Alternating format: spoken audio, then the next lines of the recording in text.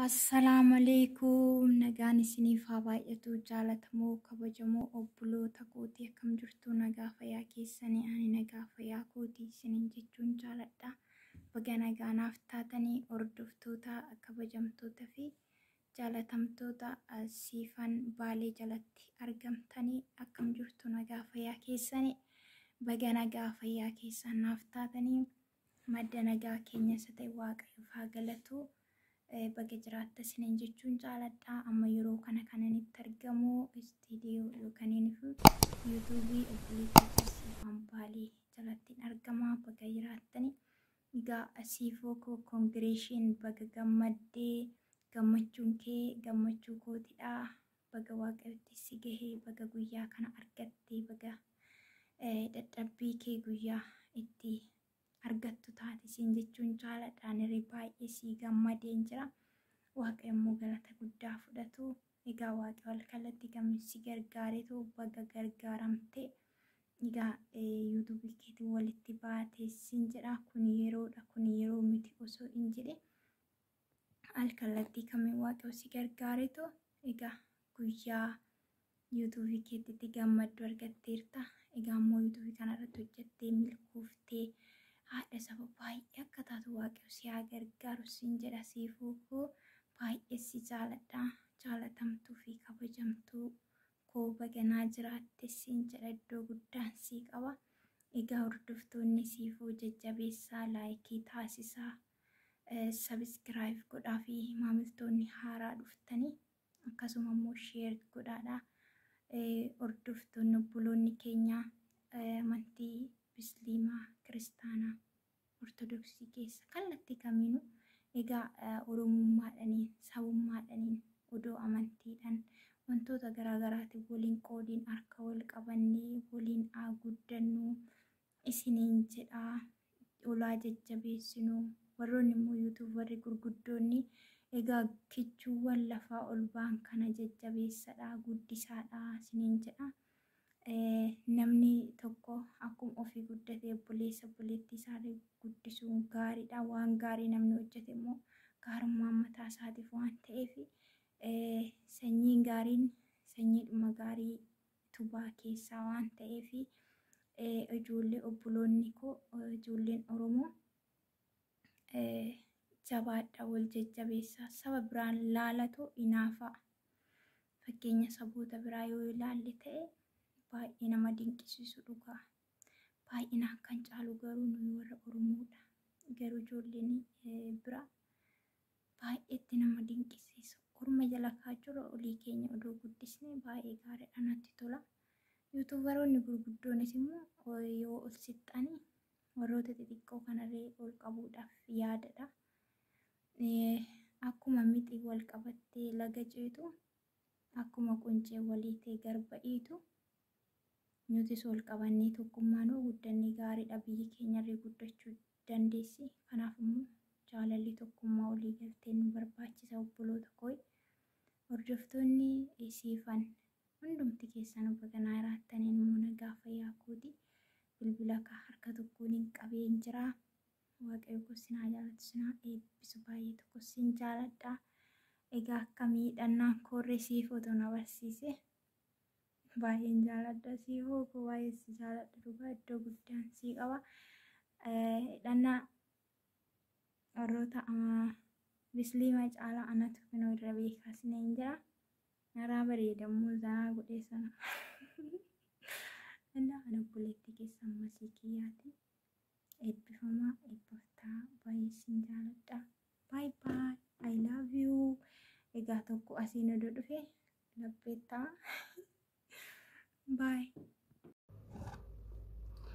Ashama akkam jirtan hordoftoota siifan baalee nagaan araara jaalala rabbii isiniif haa baay'atu. Hunduma keessanuu haala fi kallattii jirtan hunduma keessattuu an siifan nooroodha. Kan hin argamu garuu mana siifan baaleetti hin argamu. Arramoo maal goota mana siifan baaleetti akkanaan jettan jettanii argina hundumayyuu wanta waliin beeknu waan ta'eef maalachi goota akkanaan jenne siifan baalee moonii taatee jirti. Congratulations. Asuma dhamanti afaan Ingiliffaatiin na bakka naafu baga gammaddee siifan baalee seera YouTube hundumaayyuu guuttattee ulaa YouTube keessa nama dabarsu yookaan wanti inni barbaadu dirqama YouTube baatee as geessee jirti baga gammaddee siin jedhee jira siifoo kiyya gammachuun kee gammachuu kooti kanaafuu bubbulee arra dhufuun koo dhagee argees jira garuu haaluma jireenyatiin kiyya jiru isin haaluma jireenyatiin hin jedhaa dhugumaanuu yoo jiru biyya nama hin beektanii oyituutti dafanis dhaqqabuu baatan immoo tokkoffaa lapheera nama qabaachuudha harramoo dhufeen jira mana siifan baaletti argama siifan baale baga gammaddee asin jedhan obboleettiin kee siifan orootu bidha warri siifan oroo jettanii warri siifan baale jirtanii siifan oroo sheetamii dhawettanii moo siifan orootu bi yoo jettan na argachuu dandeessanii siifan tamii yoo jettan immoo irra caalaa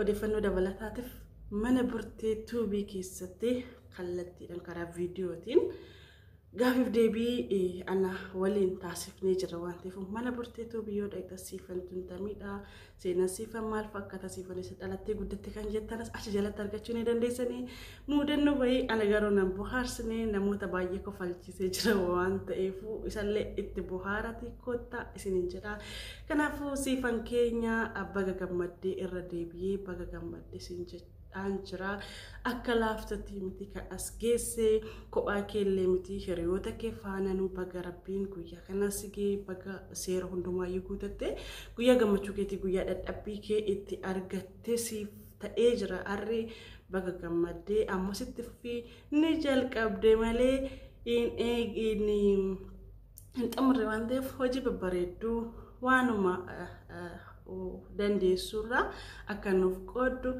abdiidhaan seeqna ani fi hiriyoonni keenya qixxi jennee teenye seeqna maal akka nuuf fidee dhuftu waan haaraa hundumti keenya immoo ija babaafna seeqna waan ija keenya sirraa gadi qabu waa fidee dhufuuf immoo situ beeka anaa miti hiriyoota keetii miti hordoftoota keetii miti ani garuu sin eegaa jechuudha wanta haaraa wanta bareedduu ishee wanta nu bohaarsu waan dandeettii keetii nu qabadhuuti as bahee baga gammaddee sii gammannee jirra ammas nuuf gammadee siniin jedha har'ammoo mana siifan oroo afayyaama siifan eenyudhaayyuu maqaa wal fakkaatu kunis rakkisaadha mana siifan baalee keessatti argame mudannoo baay'ee qaba xixiqqeecha irraa isiniif jedha kanaafuu mudannoo kiyyamee hordoftoota siifan baalee hagarra dadhabdanii ishee faana as geessan anumaan cimmiri anuma warra mana ishee keessatti argamu isiniin bohaarsa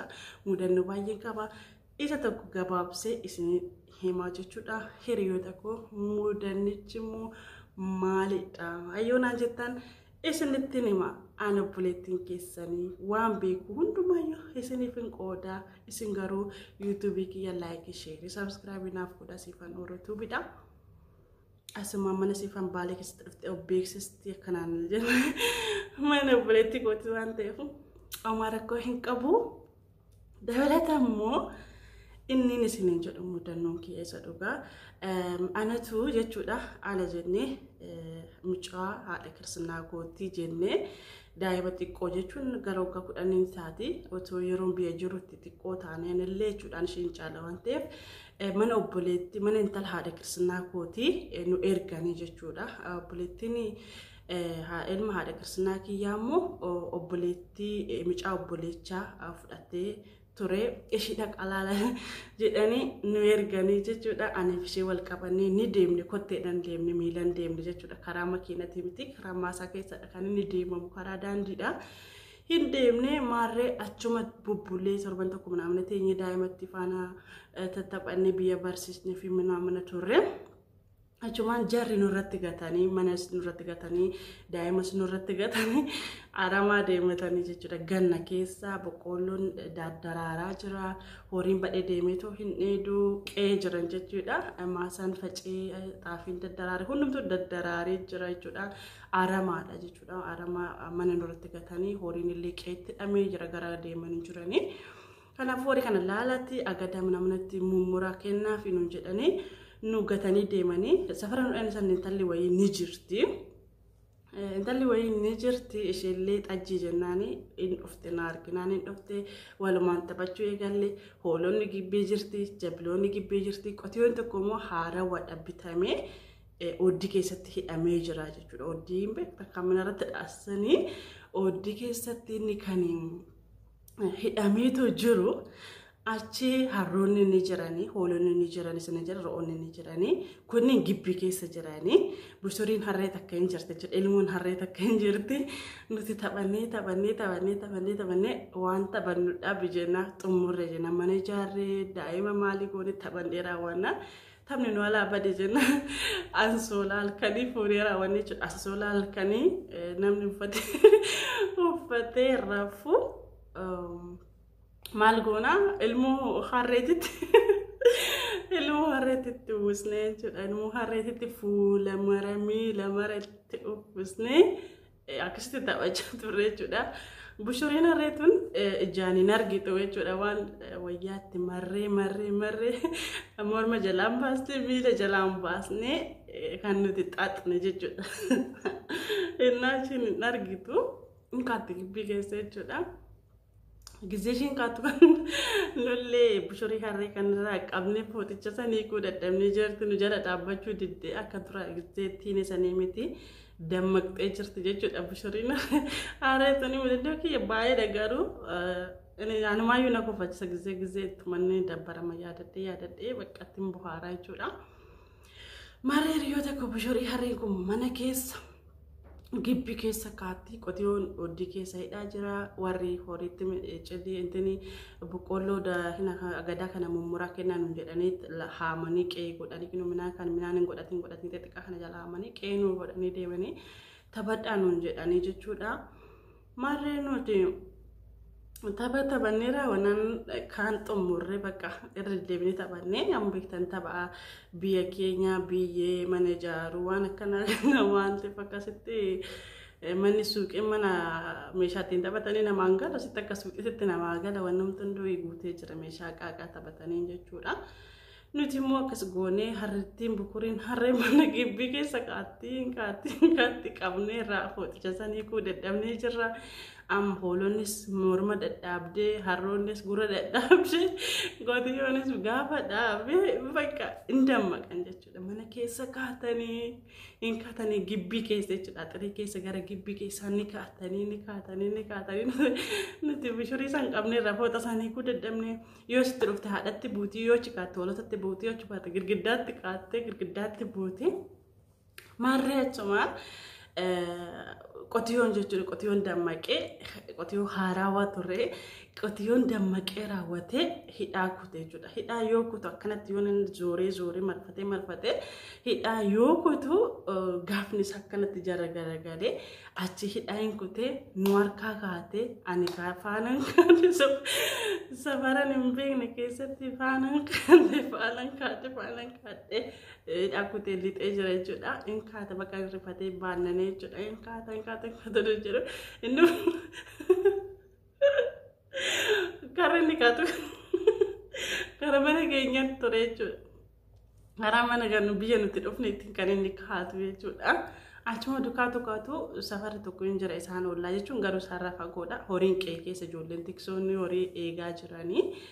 Horiin isaanii agadaa nyaachaa jiran oduma kaatu horii argatee achuma agadaa argatee ijoollee san biratti qe'ee warra isaanii dhaabbatee na eegee anillee ijoollee san kadhadhee akka gamada isaa yookaan funyoo jedhasan naa qabanii naa kennanii inni gaafadhee achuma agadaa horii kaan warra ollaa san nyaatee gamada isaa qabanii natti kennanii gamada isaa qabadhee yoo nan dhufoo barriin jalaa banamee jira.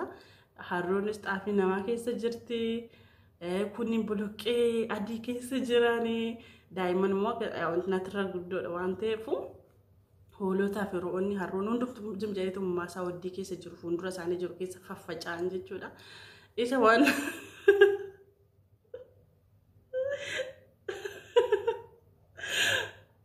waan naani qabee dhufe. Isa waan naani qabee